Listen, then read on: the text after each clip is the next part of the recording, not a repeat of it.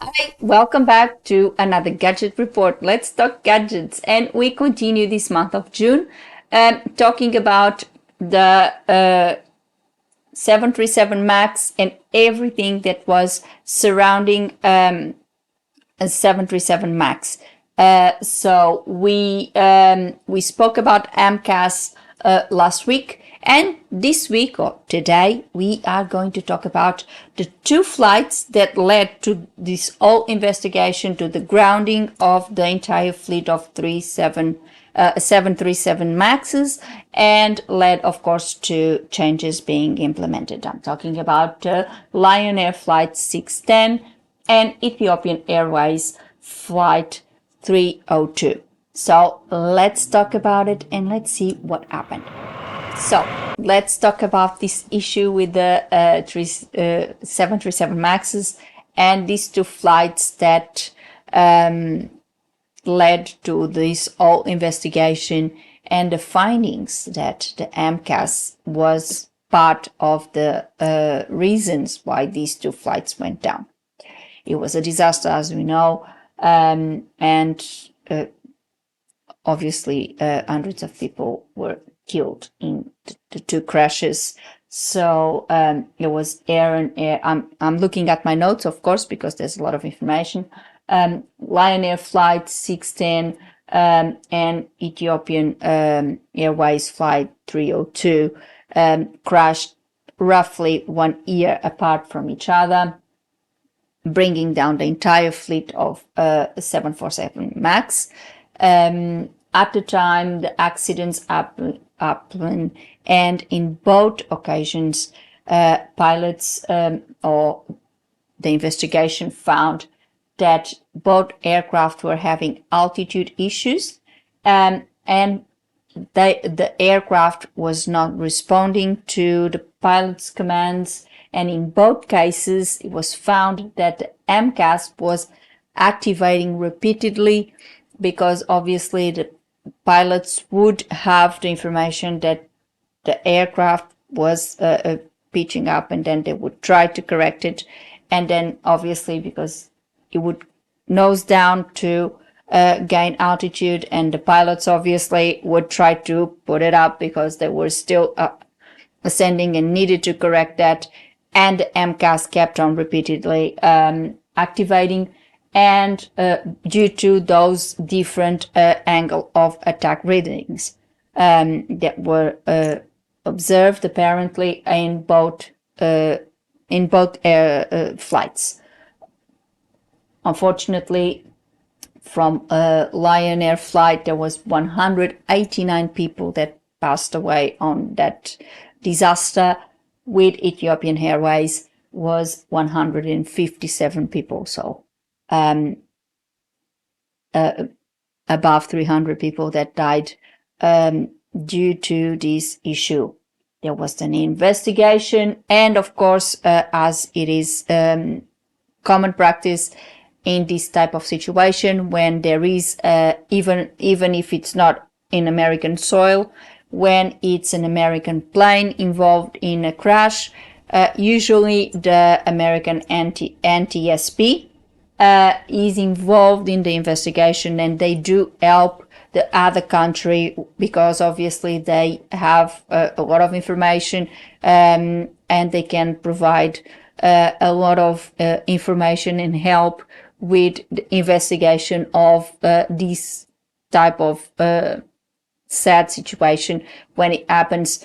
And they usually are involved when it's an American aircraft, which was the case. Both were Boeings, and Boeing, obviously, as you know, is an American company. The NTSB, and I leave the links for the two articles because I took the information for this for this gadget report. I'm quite confused for this gadget report from the NTSB reports. So in both cases, the NTSB found that the MCAS system was one of the main causes for the issue, because when there was erroneous readings, angle of attack readings, the aircraft kept on activating the MCAS even though the pilots were trying to correct it. And this is very prominent on the Ethiopian Airways crash, where when the investigators were listening to the flight recorders, they could hear the pilot clearly stating that that's what was happening. He was trying to correct the aircraft and the aircraft was not responding.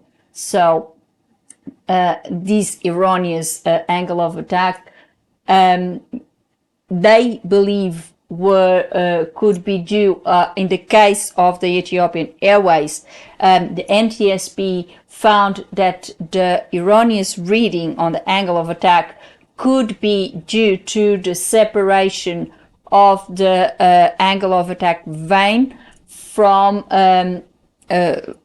there was a separation of the vane where these readings, obviously where you get the readings, and they believe that could be due to the impact of a foreign object that they at the time associated with a bird strike. They thought it could have been a bird that obviously went against the AOA vane and dislocated it, and then led to the erroneous readings. Of course, that's it's one of the things that were found. They didn't find any birds, obviously, or anything like that. It was also found that Boeing did not provide enough information about the MCAS itself to pilots, so there was not efficient or effective training, pilot training, on to effectively operate the MCAS and how to effectively come out of a situation like this. So this was another finding that came out of these two disasters that grounded the entire fleet and led to this massive investigation by the NTSB. And of course, they believe that this insufficient training also contributed to these two tragic accidents because,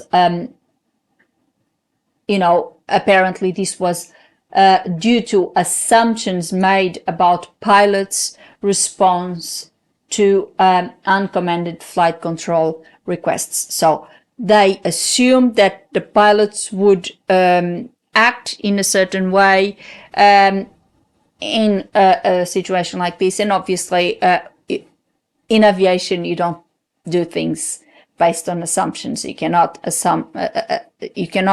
assume things. You have to make sure that things are done properly. And in this case, the pilots were not adequately trained to deal with this new piece of technology. As we saw last week, the aim of this MCAS was really to make the 737 MAX more safe or safer, because it would just, due to those, and as I said last week, due to the bigger engines, more heavier engines, the aircraft would have that tendency to nose up, and then they needed to correct that. And that's why they implemented the MCAS. However, unfortunately, it was the case of a good thing and a bad implementation that led to this, in my view. And this is obviously my personal view about this. And I have also seen a lot of aviation commentators also referring to this the same way. So after the investigation, the NTSB recommended the FAA, which is the authority that issues the airworthiness certificate to this aircraft, and these recommendations were made before the aircraft was recertified. And of course, one of the recommendations was regarding the pilot training, more training and adequate training should be provided to all pilots flying with this aircraft, providing information about all the aspects of the MCAS and how to better deal with all situations that could occur with the MCAS. The MCAS itself had to be redesigned because obviously it was found that it was constantly activating and overriding the pilot. And usually this doesn't happen when a pilot takes control. Usually the other systems obey the pilot, obviously. So this needed to be redesigned. And now it only activates the MCAS, so the 737 MAX only activates the MCAS once, and if there is two very disparate readings, so now the two sensors, and when it's very different, very disparate readings, it won't deploy at all. So there's all this layer of safety. The pilots also will still retain control of the aircraft, and the MCAS will only be deployed once per angle of attack event. So it deploys once. If the pilot gets control, it won't deploy again, like we saw, unfortunately, with these two flights.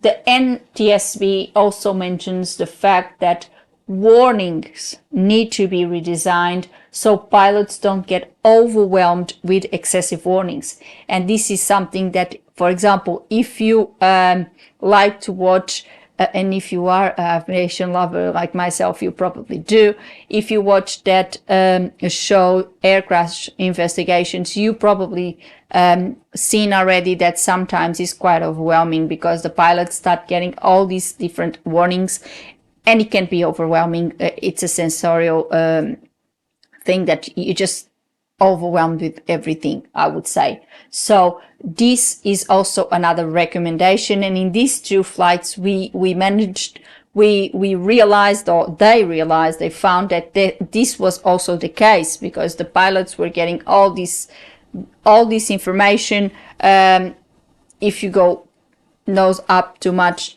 you will get the stall warning. If you nose down, you may get the terrain warning. There's a lot of things going on at the same time, and when more than one system is activated, or there's a failure or something, they get the warnings. And the NTSB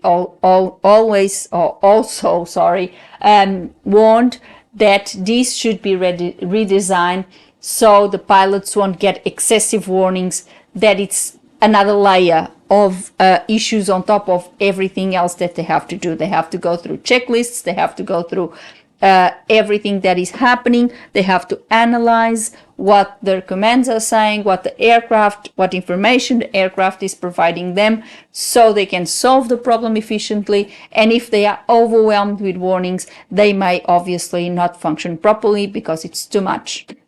So a prioritized warning system was advised, and in the end we have a much safer aircraft. That's what the NTSB believes. The aircraft was recertified and it's ready to go. It has the green light. So I think it was, again, in this if we look at the history of aviation, this has been something that unfortunately or fortunately has happened throughout the history of aviation. We have massive crashes or massive problems, and sometimes it's not really, sometimes it is a crash but may not be a disaster, like in this particular case that was all these people unfortunately died.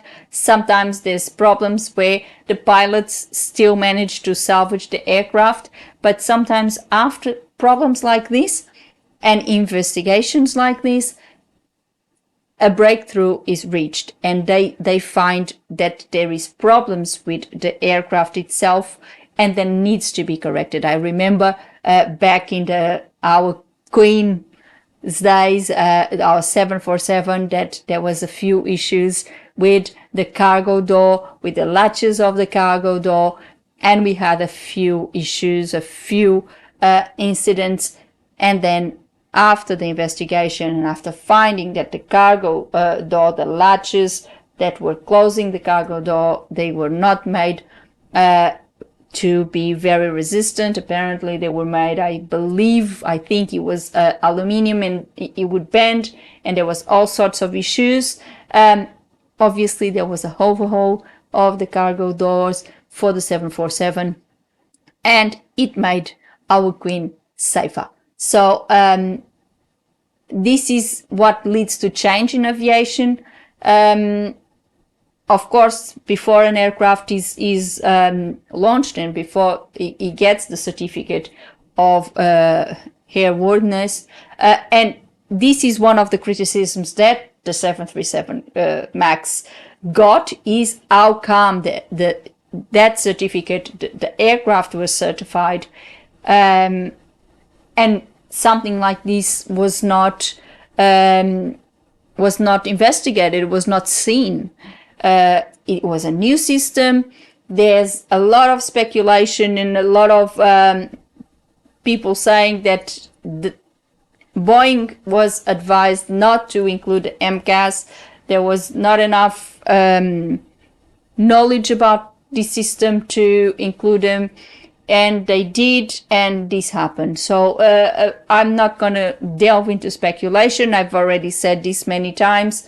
Because we know that with this type of situation, we always gonna have a lot of speculation and a lot of things said, and sometimes it might just not be the case. So I'm not gonna go there, because obviously I do not work for the NTSB, unfortunately, so I don't know.